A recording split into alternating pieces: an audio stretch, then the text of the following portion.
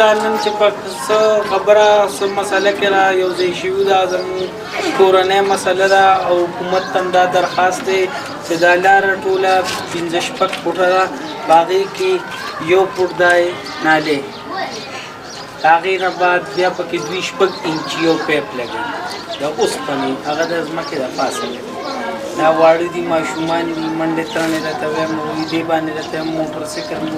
دا زموږ د خپل په دري جایداد کې مونږ دا لار وکړې دا مین لاره نه ده مین لاره هغه د بار ده مونږ دا غواړو زموږ دا مطالبه ده چې دا پیپ ته راته وایم زمیندوز لاړ شي لکه څنګه چې هغه نور دي زموږ د حکومت نه دا مطالبه ده یو جایز مطالبه ده زه یم چې دا حل شي نو زموږ به د خپلې مینې صاحب ایم پي اے صاحب نه ډېر زیات مشکور یو مونږ چې کوم مخکې د دې نه څه کړي صاحب د هغې مونږ ته لا تر اوسه پورې څه جواب میلو نه شو د هغې د پاسه د ټیمې کسان رالل او مونږ ته یې وویل چې ستاسو کمپلینټ دی زمونږ کمپلینټ خو هغوی ته پته وه که نه چې زمونږ څه مسله ده زمونږ صاحب دغه مسله ده چې څه زما د ورور وي سا بله ورځ مونږ ویلي دي 6 میاشتې وشوې چې هغه کنده مونږ بله ورځ هم د کیمرې په سترګه خولې ده د هغې په دغه ورځ باندې ټیمې والا راځي او زما د کوڅې صفایي کوي د نالو صفایي کوي چې هغه صفایي 6 کاله 7 کاله کې زمونږ نه ده شوې مونږ په خپله کړې ده مونږ خو د دې ملک یو د دې پاکستان خلک یو په دې ځای کې چې پراته یو نو دا د چا په ذري دی او چا په پیسو اغوښتي دي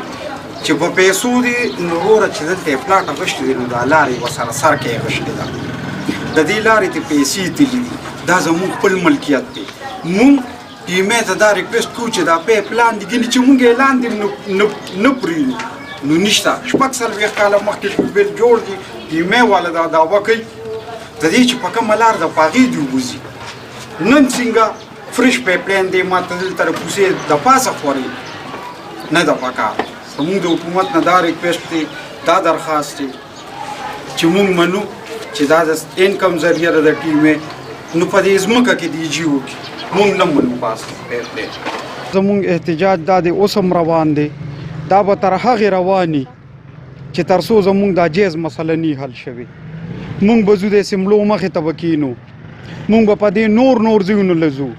زمونږ چې کوم د تپوس خلک دي مونږ به هغوی له د شپې هم ځو خو مونږ به دا خپله مسله حل کوو په دغه ځای کې تاسو په دې کیمره راواغستل چې پیپ لاندې کېږي دې نه خرابېږي او چې دې ځای کې لاندې کېږي دا دې خرابېږي دا کم انصاف بلب زما په د سټریټ لایټ دا دې غټ لین دلته راغلی دی چې یو بلب ته صرف چالو دی ولې ته نور نه چالو کېږي تار خو څه کمزورې نه دی تار مونږ په خپله کتلی دی مونږ ته سټریټ لایټ ولې نه چالو کېږي مونږ نه ټیکس نه ځي مونږ سره نیشنلټي نشته زما سرکار ته حکومت ته دا ریکویسټ دی دا خواست دی چې دا مسله زمونږ په یو جایز لاره باندې حل شي